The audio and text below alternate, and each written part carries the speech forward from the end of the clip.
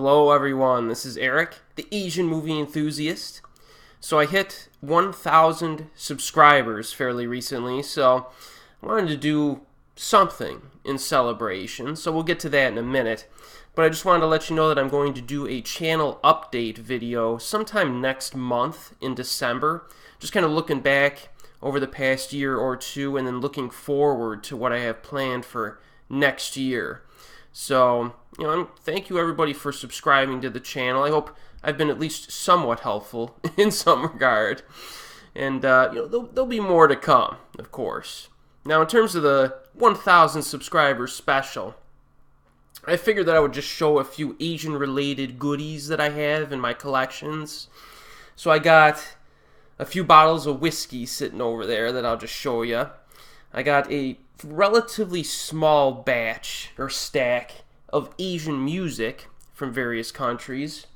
I got a minuscule little pile of Japanese manga, and then some other various items of note, one or two of which you may have seen already in previous videos. So I'm just kind of going off the cuff with this, so if I say something stupid, don't yell at me.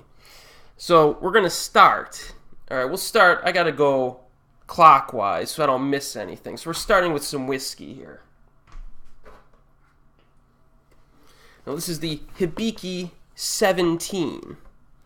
Hibiki 17. Now this stuff is just phenomenal. Now the first time I tried Japanese whiskey, I was in Florida.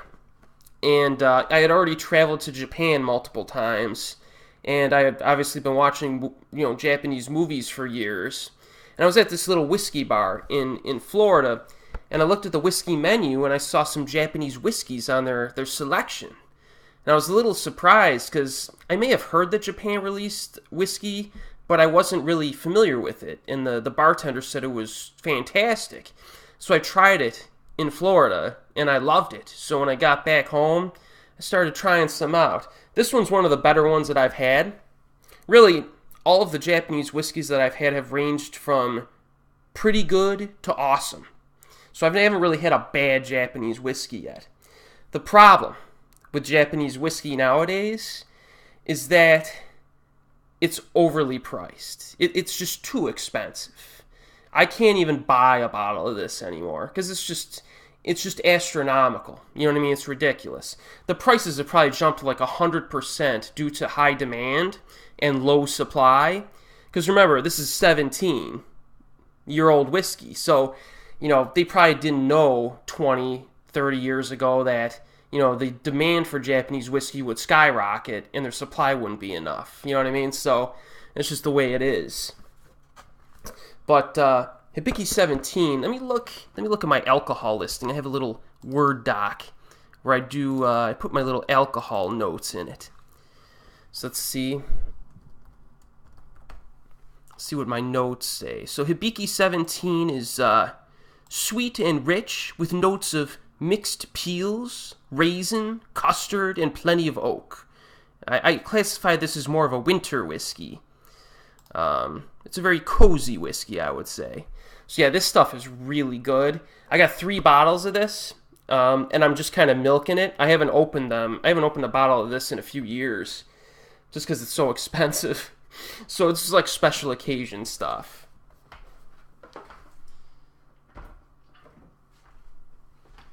Now we have the Hakushu 12 right here. Hakushu 12. It almost has kind of like a green, I don't know if you could tell, it has like a green bottle and label in that.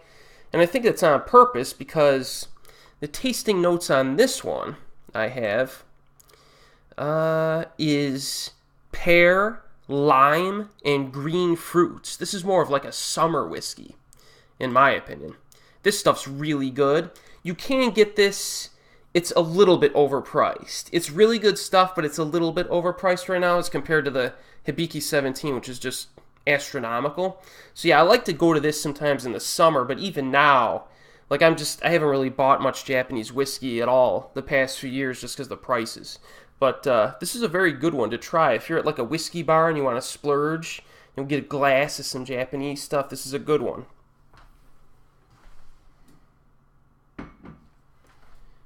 And then the last bottle that I have right now in my collection, which is probably the rarest one of them all right now, at least in my collection here, the Taketsuru 12-year. They don't even make this anymore. So this is what happens when demand just blows up so much and the supply is so small, they just got wiped out. So now they make a Taketsuru non-age designated. So instead of having it be 12 or older, 12 years or older, they just have non-age designated. So it's a younger whiskey now that they have for the Taketsuru. So if you want to buy a bottle of this, I haven't looked recently. It's got to be astronomical, just because this has been out of production for multiple years already. So I'm not going to get into the whole process of how the whiskey is made and stuff like that, just because I don't really know that much. I'm not an expert, and it might just get drawn out. The video will get drawn out. But yeah, this stuff is awesome. Oh, I forgot the tasting notes on this. This is my autumn whiskey. Well, it used to be my autumn whiskey. This is my last bottle. This is tasting notes of apple cider cinnamon sticks. Very, very good stuff. This is arguably my favorite too. So the fact that I only have one bottle, and who knows if this will ever go into production again at 12 years or older. So it's going to take something special for me to open this.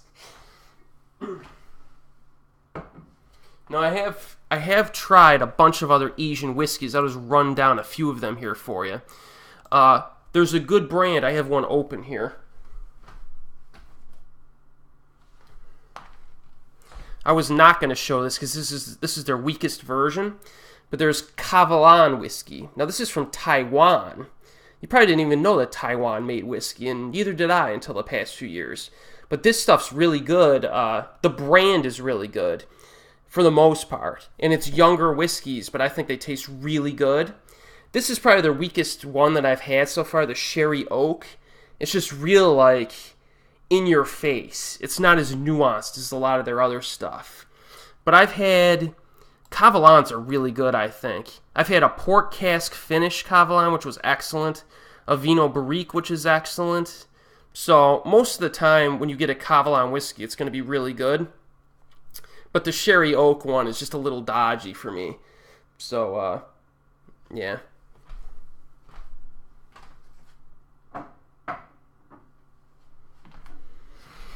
Yeah, so it's a little whiskey collection there for you. Very valuable stuff. That's why I can't. It's hard to buy Japanese whiskeys. I even try to do like the lower grade ones, and even those are getting like expensive and overpriced. So forget it. So I've been drinking a lot of bourbon. You could get great bourbons for like reasonable prices and stuff like that. So Japanese whiskey now, unfortunately, isn't like a weekly or monthly thing. It's just a special occasion thing, unfortunately. So let's move on. We got music next. Yes.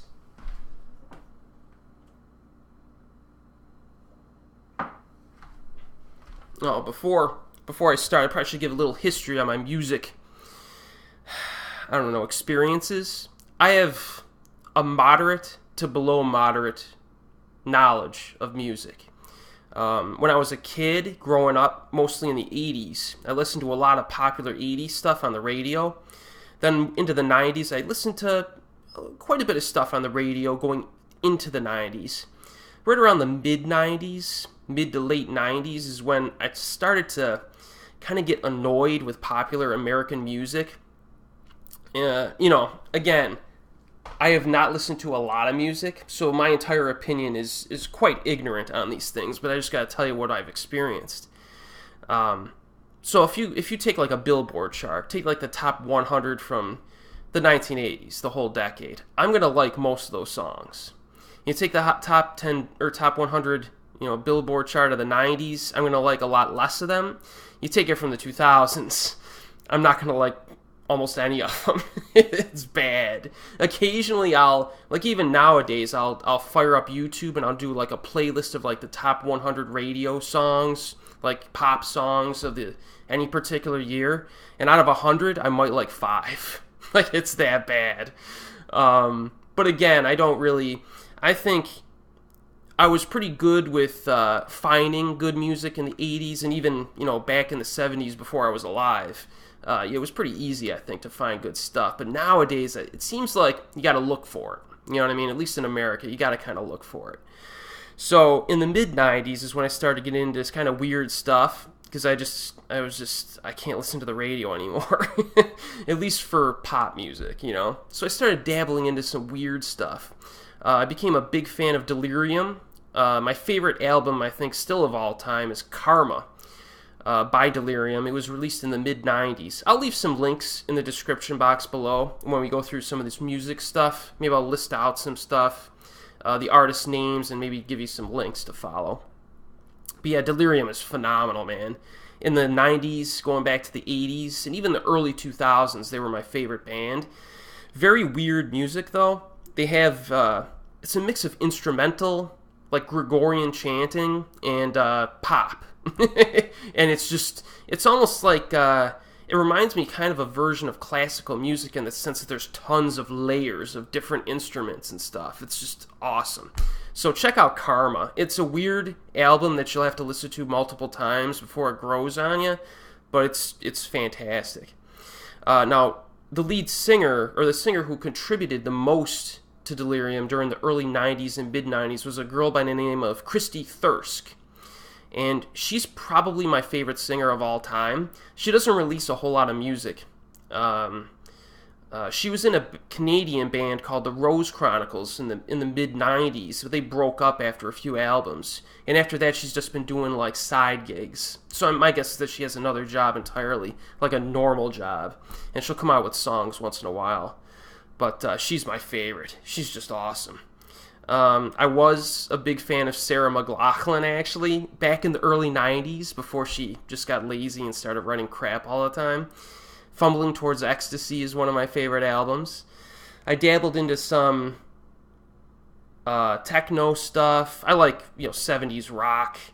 A little bit, very little bit of metal. Again, my musical knowledge is so low because by the time I grew disenchanted with popular music and I started getting into the weird stuff, I got into college by that point, and I had no time. I was working 24 hours a week, 28 hours a week, and going to college full time. And then after that, I got a job, and I was working anywhere between like 50 and 70 hours a week for 5 years before I got like a cushier gig.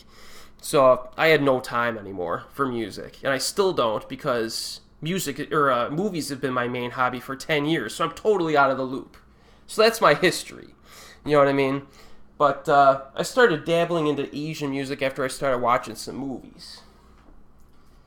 Now, just start off with the one that you gotta check out, BAND-MAID. Yes, BAND-MAID. This is an all-girl hard rock band from Japan, and they've released a small handful of albums already.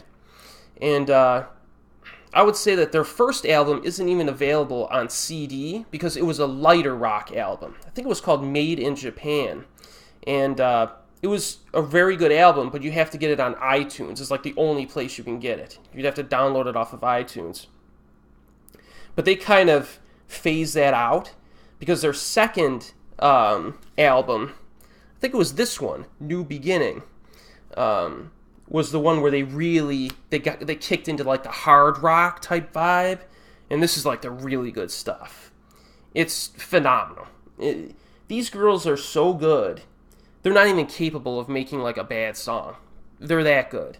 So I got this album. Their most recent one, Just Bring It, which is probably their best album. If you want to start, get Just Bring It. It's just like 13 songs of just hard rock, just awesomeness. It's just phenomenal. They play instruments. This is all unheard of for like a lot of people in America. You have basically a rock band of like 5 girls who are still fairly young. I think you can't get ages on them, so they like to keep that under wraps. But I think one of these girls' ages was outed by the media in Japan, and she was like 22. So these girls are really young, and their proficiency at playing instruments is absurd. Like, the lead guitarist does, like, a solo on almost every song. That's ridiculous. The drummer, if you listen to the drums on these songs, it's ridiculous. So I can only imagine if these girls stay together in 10 years from now, it's going to get historic. I got YOLO, one of their singles. And every one of their... You notice how a lot of their album covers are so different. You know what I mean? You don't know what you're going to get with an album cover. I like that. A recent one, Daydreaming and Choose Me. Choose Me could be my favorite song of theirs, to be perfectly honest.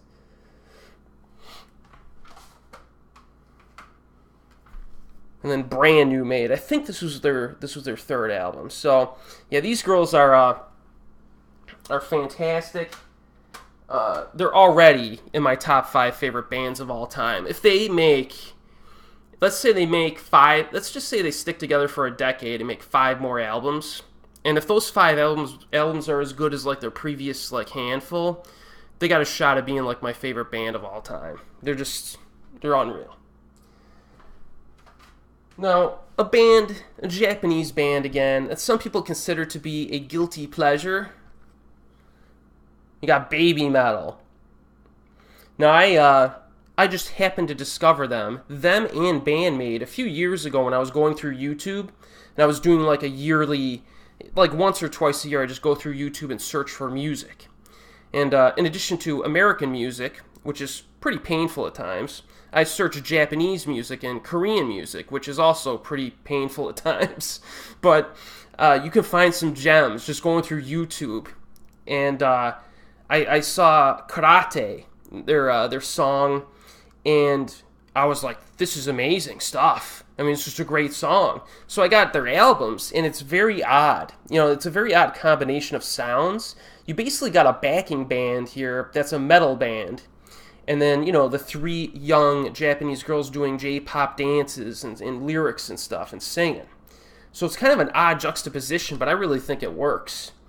Now, I don't even consider them to be a guilty pleasure at all, because do some research on the backing band. There's a guitarist. I don't know his name off the top of my head, but I saw a YouTube video that was eventually taken down for some reason. This one guitarist that they got in this backing band was just sat in front of like a camera, and he played a guitar solo that was so freaking ridiculous. Like, just the precision that he was going at, my mind was blown. So at least one of their guitarists is a freaking genius. So yeah, Baby Metal. I like Baby Metal. They're solid. And of course, I got the recent album, Metal Resistance. See, I'm not like, I haven't really listened to a lot of metal music, so I'm not in a position to be offended by music like this, like some metal fans are. So I can't really give you the, I just gotta tell you, you know, I saw it, I listened to it, and I really like it. That's all I can tell you.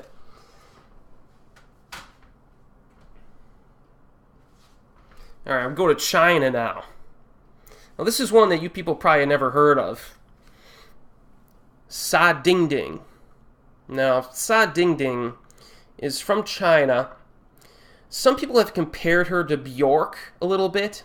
I don't know if that comparison's really that accurate. She does have, again, this is kind of a little bit weirder to Western ears. It's a lot of instrumentals, like Chinese instruments, and some chanting in there. She sings in multiple languages, too. But it's really, I don't know, she just has a really nice rhythm to her music. I really like it. Actually, my favorite album of hers is this one. It's Harmony. So if you want to start somewhere with Sa Ding Ding, check out some of the songs on Harmony. There's a lot of good ones on this. And I haven't purchased her most recent albums. I just got, you know, I get wrapped up in movies. Music is a lower priority to me. But yeah, this is, she's good. Kind of a little bit different. Not what you would expect. You know, this isn't like pop music. It's kind of very organic, you know, interesting stuff.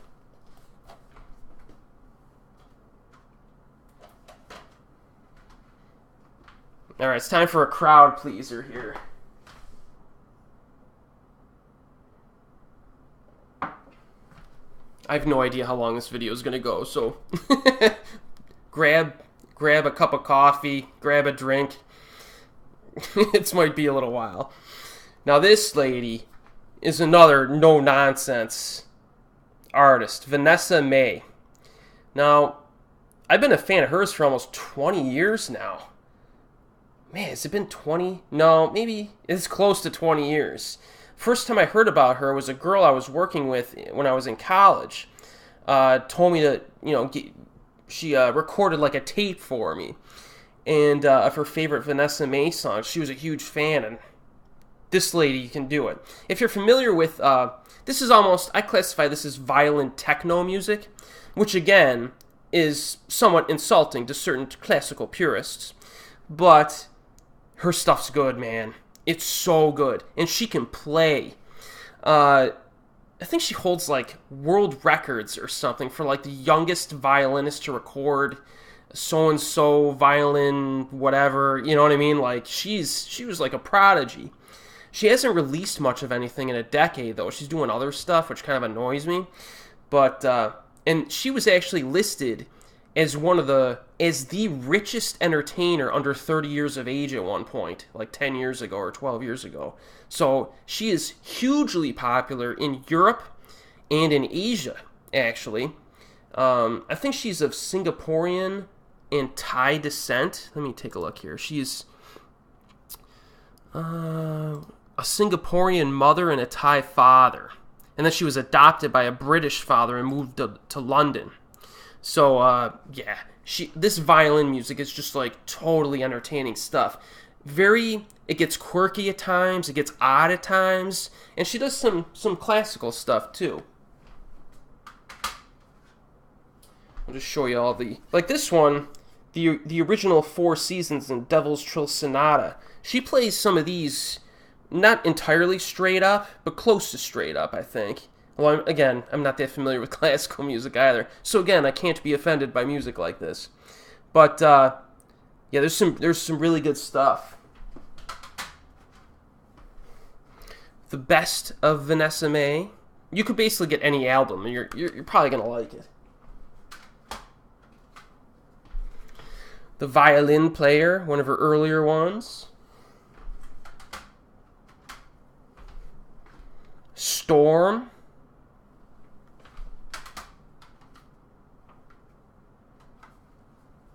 Can you tell I like this girl? The ultimate Vanessa Mae.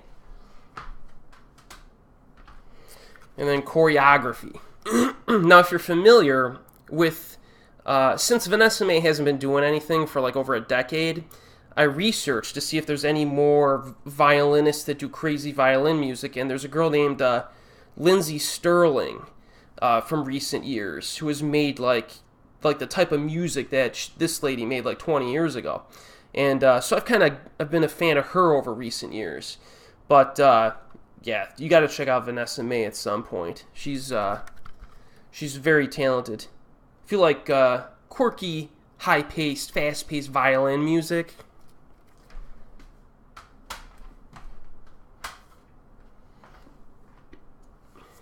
alright, we got Yui from Japan.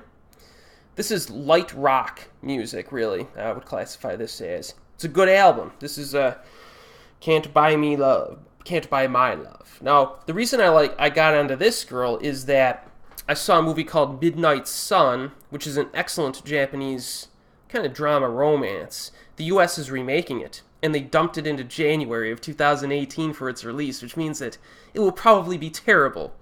Because as we all know, January is the dumping ground for Hollywood films.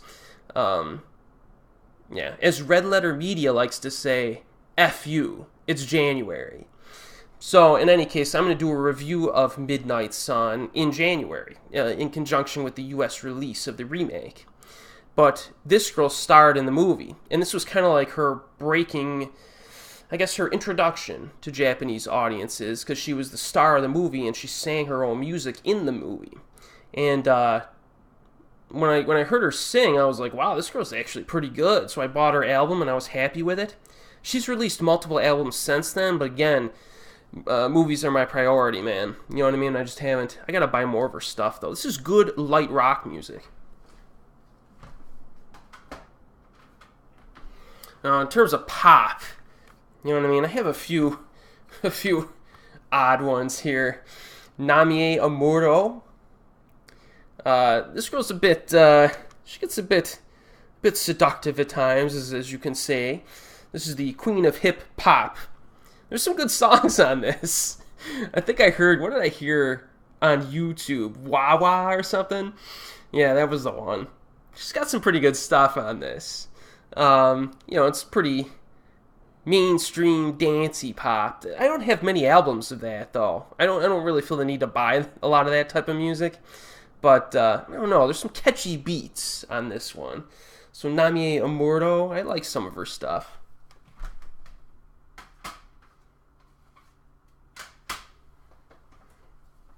Another one, pretty good value purchase I had was this one here. A Yumi Hamazaki, the complete singles set. Now, Yumi Hamazaki is like a gigantic singer in Japan, apparently. She's been huge for over a decade now. Probably like 15, man, it might be 20 years now she's been around. 15 years at least. And she's had so many #1 hits in Japan, it's absurd. So I figured I would try her out. You know, I heard one or two of her songs on YouTube, so I got this cheap on Yes Asia, of all places. It was on sale. And this has, like, goodness sakes, 50 of her songs, 45 on discs. And then on the DVD, it has DVDs with more songs and live performances. So I had to get this. I like her. I think her voice is good, but it's not like elite. You know, it doesn't have like, it's not quite as, I wouldn't say memorable, but it's not as, I don't know. Like if I had to choose between Sa Ding Ding's voice and hers, and Sa Ding Ding sings almost like a little bit nasally. She sings a little bit through her nose, I think. But her voice is so distinctive and like soothing, and Yumi Hamazaki has a good voice, but it's not like something that really jumps out at you. So I got a whole bunch of. I like a lot of her music though. It's pretty good stuff. I won't take them all out. It'll take all day. There's a lot of stuff in here. Got little pamphlets and stuff. So yeah, I like her.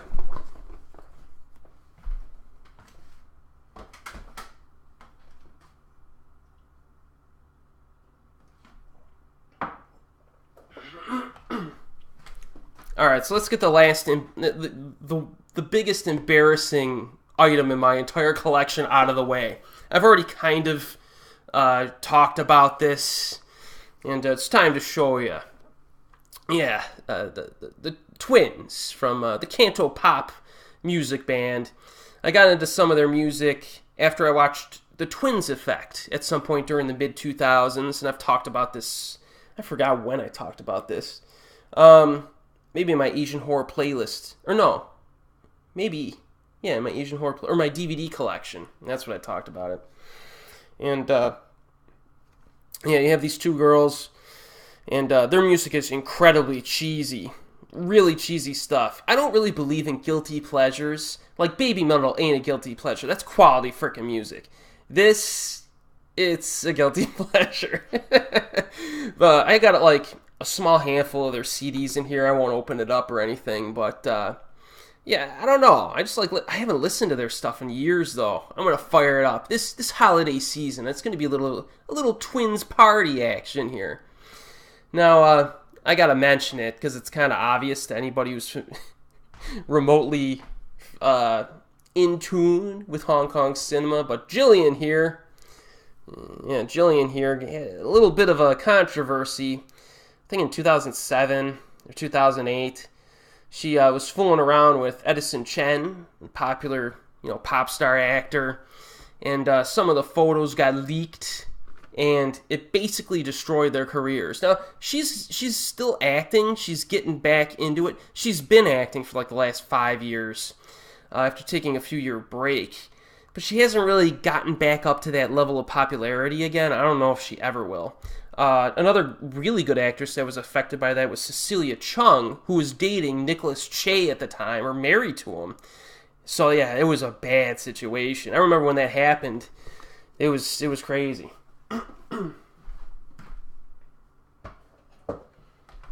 Alright, so we're on our final 2 little batches of music. Now I got... What do I got? I got movie soundtracks and video game soundtracks. So let's do the video games first. Now, I don't remember if every single one of these video games is technically a Japanese video game, but I think they are. I only have 6 of them. So, Super Mario Brothers, the official Famicom soundtrack. I got this off of Amazon. It's obviously an import because everything's in Japanese characters. This is pretty cool. It's just got like a bunch of noises and little songs from the Mario games. So I'll fire this up sometimes in the wintertime just to get that Mario feel when I'm driving around. One of my favorite video games of all time, Resident Evil Code Veronica. This is the Japanese soundtrack release, the 2-disc release. It has, like, for goodness sakes, almost 100, over 90 songs and sounds and stuff from the actual video game. I love this game. Haven't played it in years because, again, I don't, all my time spent on movies, people. But this is cool. This brought back memories when I got it earlier this year. And then I got 4. Of course, Silent Hill. And I got the soundtracks for Silent Hill 1, 2, 3, and 4. Again, some of my favorite video games of all time. Just absolutely terrifying. Will just scare the living crap out of you. I like listening to these at Halloween. In October. I get like... I put together like a playlist and burned like an 18 song disc that I put in my car in October of like the eeriest music from these games, and it's just, I have trouble sometimes. Sometimes if it's nighttime, I can't listen to this music. Silent Hill 2, the soundtrack, is a little bit different from 1, 3, and 4. Like 1, 3, and 4 rely a little bit more on percussion because it's supposed to be like a demonic environment, so it has more percussion instruments. Silent Hill 2 has more of like an ambient synthesizer type vibe to it, and it's really like atmospheric and almost like eerily soothing. This is phenomenal. Silent Hill 2 soundtrack is phenomenal. It's probably my favorite of the bunch. Got Silent Hill 3 soundtrack, and then Silent Hill 4.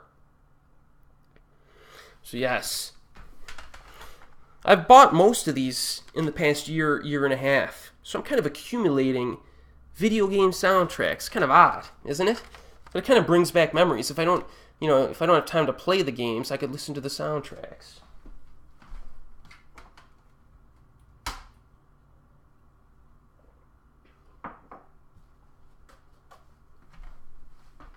Okay, so now we got the Asian movie soundtracks. Big one here. Here's a big one. Trick. The J-drama television series. I did a review of the J-drama earlier this year, didn't I? Or late last year. And it's a fantastic show. The soundtrack has a lot of... It feels like a medieval type vibe. You have like medieval instruments and stuff that they use. Very atmospheric and fun to listen to. So I really wanted this soundtrack bad for years, and I had to wait until, I think it was like 2010 or 2000, this was 2010, so I had to wait 3 or 4 years desperately for a soundtrack to get released, because the theme song to this is just awesome. I could listen to it all day. And so this came out. This, I think it's a 2-disc set. Yes. So if you watch Trick and you love the soundtrack, pick this up. I got it on Yes Asia. Not sure if it's still around, but it should be. Here's a movie that has some really good songs to it. Secret. You have Kavalan May and Jay Chow. Good movie. I'll do a review of this one at some point. It's like a romance with a little sprinkling of... Well, I'm not going to tell you, but it's primarily a romance. These two are at like a musician school, and there's some great piano music in this. There's some really, really nice stuff. I like this. This is a good soundtrack. And of course, you got My Sassy Girl. Some of the instrumentals in this are great, and like there's a great pop song on this. Big Money. Big Money's awesome. Music by Kim Young-suk. Song by Big Money. That's right, baby. I could dance to Big Money all night. You should get this album just for Big Money. That's like my theme song. That's right, baby. It's got some good instrumentals too. We got Old Boy, the original soundtrack, the official soundtrack. Pretty cool little setup in here. Again, some great music in that movie, man. It's good. I think my favorite beat in the whole movie is when he's in the private prison and he's training, and it's showing the montage of what happened during the 15 years that he was in prison, and he's getting tougher and tougher. That's a good scene. It's a montage that would make the filmmakers of Rocky IV proud. You got A Tale of Two Sisters soundtrack, along with 3 from the Ji-Woon Kim short from 3 Extremes 2. I think it's called Memories, yeah, from 3 Extremes 2. Again, some really good music on A Tale of Two Sisters, man. I just rewatched that one a few days ago. Man, the music in that movie is just awesome. And of course, one that I've talked about before, Midnight Ballad for Ghost Theater, the soundtrack. I'm amazed this even exists. This movie made no money. It's one of my favorite Korean movies of all time. It made no money. And it somehow got an official soundtrack release that was available. Now, this is really... This has a really nice mix of like quirky musical numbers and some really good instrumental stuff. Check out the movie. Watch the movie. Oh man, here's another one that just has a few phenomenal tracks. Season of Snow, also known as the Silver Season, stars Ita and Reina Tanaka. And it's about skiing, competitive skiing. More of a drama with some skiing action, I guess you could call it, in it. Some great visuals. I love the movie. I think it's underrated. I'll review it at some point. And the soundtrack has some awesome... Like the theme song to this, to just get your blood pumping, man. It's so like... I don't know, it's hard to describe. So I like that. I paid a little bit too much for this one. Along with the next one, I paid a little bit too much for. This was a must-have when I saw it. Pulse, the original score. This is only like 28 minutes long, but man, you fire this sucker up in October. You want to get in the Halloween mood?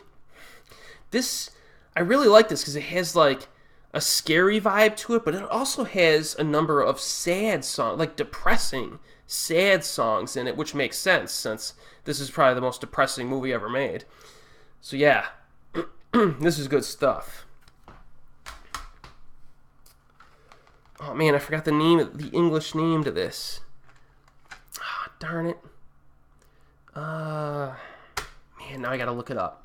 I'm sorry. I want to get the other name of it. I haven't seen it in so many years. Hanakimi, that's it. Hanakimi.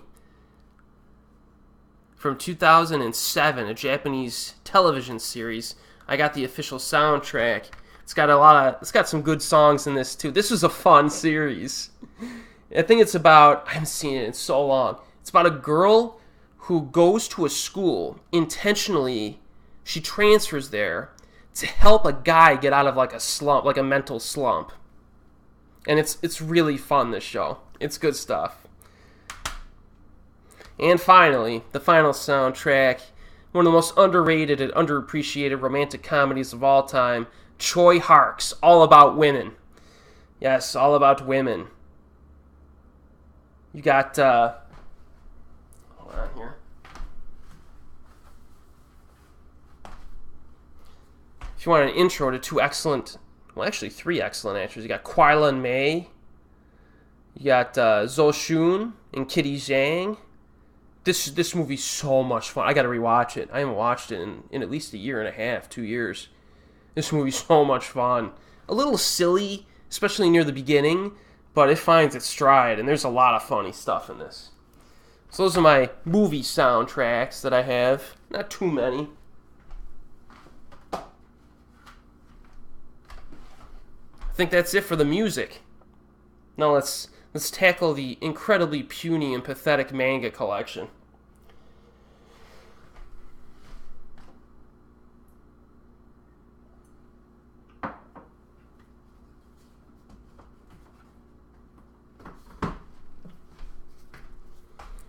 Tomie.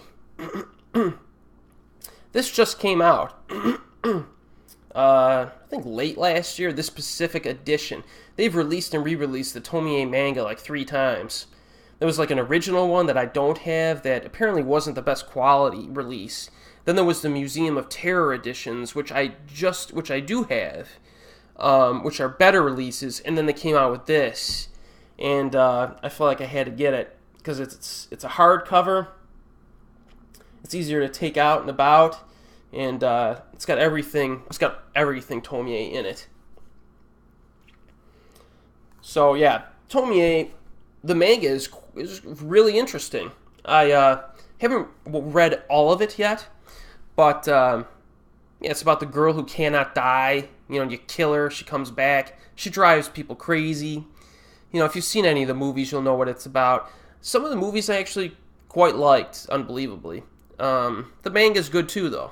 So, yeah, check out my Each and Horror playlist if you want my opinion on any of the movies. I've seen, I think, all of them at this point. But the manga's good. I liked it. Right? I am liking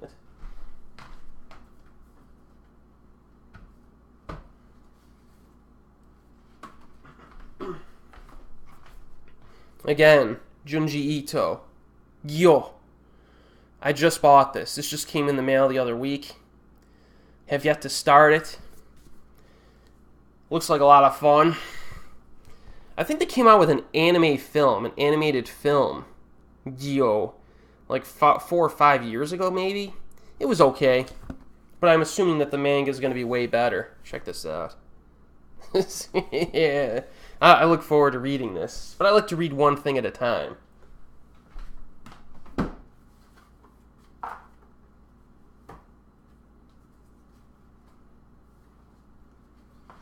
And the grand finale. This is all the manga I got, people. It's bad. The Death Note full collection box here. You got all 12 volumes. This is a pretty freaking fantastic release, I must admit. I got this on Amazon for like $60. It was a steal. I mean, you gotta be kidding me. So you get all of the manga. You get like an encyclopedia. A little mini encyclopedia thing with tons of behind-the-scenes stuff.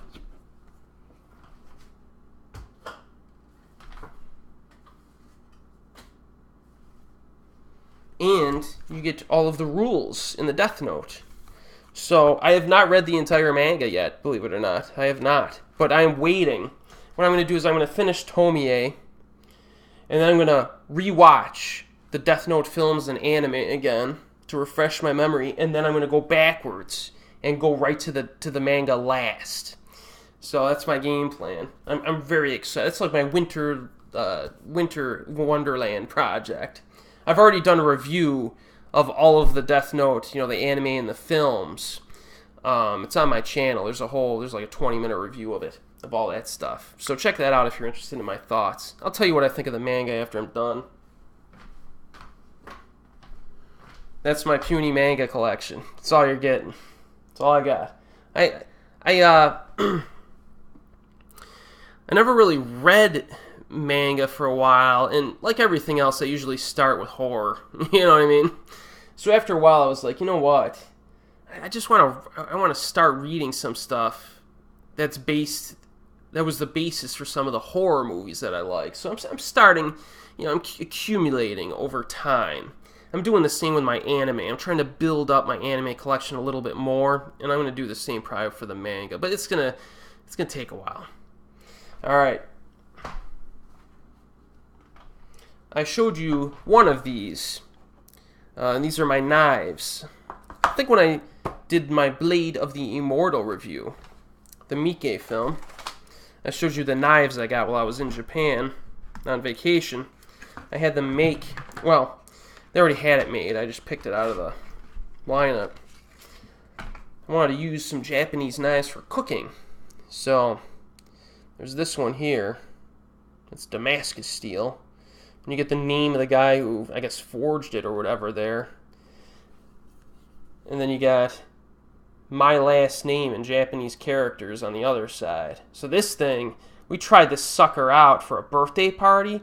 We were doing like medieval foods, and we were slicing meat and potatoes and stuff. This thing's sharp.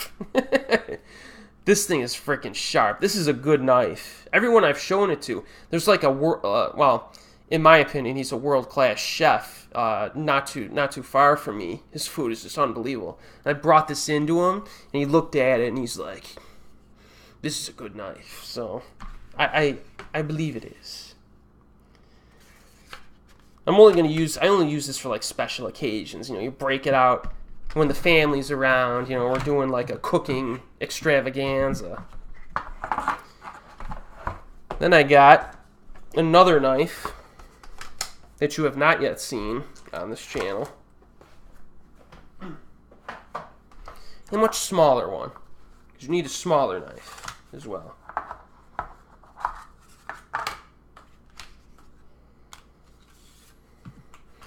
Yes, there's this one.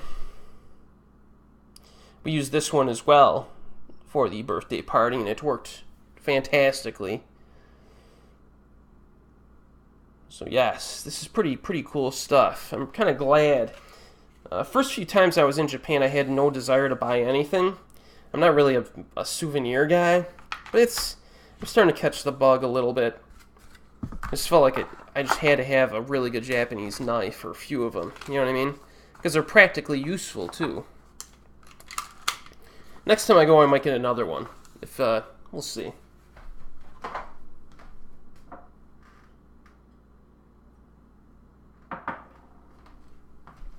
We're coming down the stretch here. There's only a few other items, and you're going to have to... Man, 48 minutes. Man, I hope you got something to drink, baby. Alright. A while back, maybe 5-6 years ago, when I was in Japan, I bought a sake cup. There you go, a nice little homemade or handcrafted sake cup.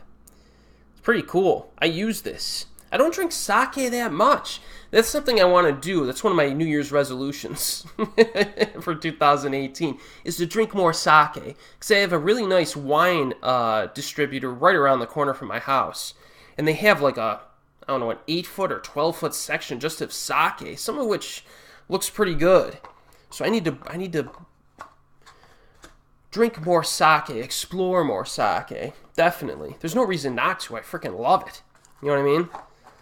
Love sake. First night I went to Japan back in 2007. I checked into my hotel, made a beeline to the concierge and said, "Excuse me, where can I get some sake?" And the lady looked at him, she's like, "Sake? Sake?" And she's like thinking really hard, trying to think of what I wanted, and I just go like this. I go, And she goes, Oh, sake! Yeah. Alright, it's time to show you my cuties. This is the last thing I got here. Actually, I'll show you the first one I got.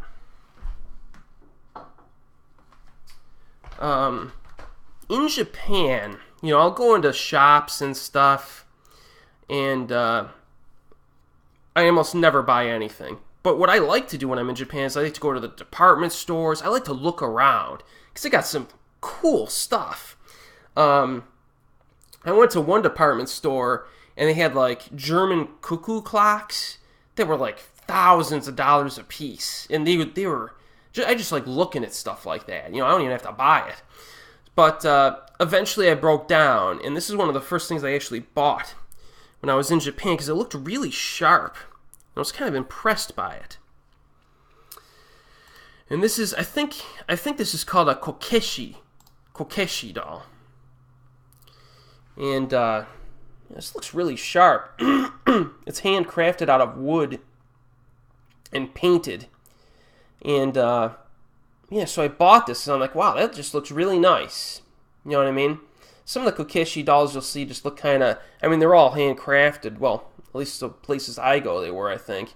And some of them looked pretty good, you know, but this one looked really sharp. I like the dress and everything. So I got one, and now every time I go now, I get one. So I'll show you the other ones.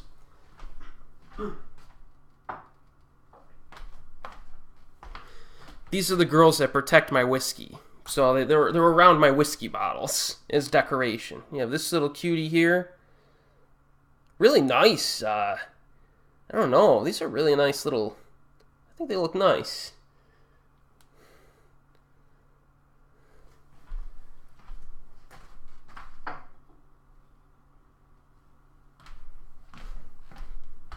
I try to remember them and try to get some that are like completely different from the ones that I have. Yeah, I think they're nice little like decorations that they look perfect right around my whiskey bottles. They just look so good. So, and then the last girl here. Yeah, I think they're cute.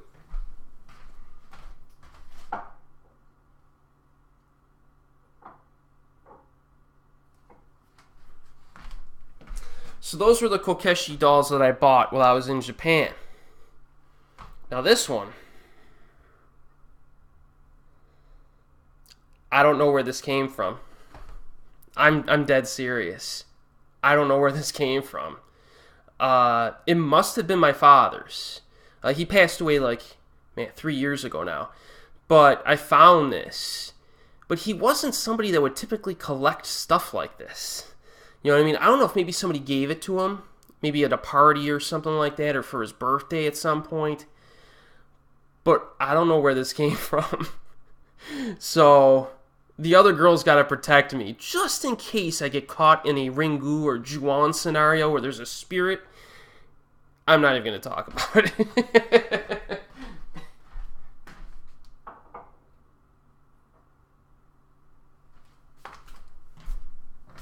Alright, so I think that's about it. I think that's all I got. So it was a little bit of a, a little merch, I guess you could say, collection. You got some anime, or some music, manga, and some other stuff. So that's kind of really everything I have that's Asian related. Or at least most of it.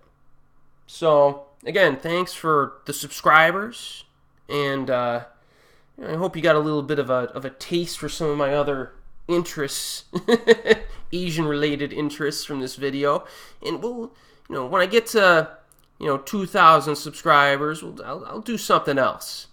But yeah, hopefully, the next 2 years will provide some value for some of you out there, some entertainment, and I hope I've given at least a few good recommendations to you along the way. So, as always, I will see you next time.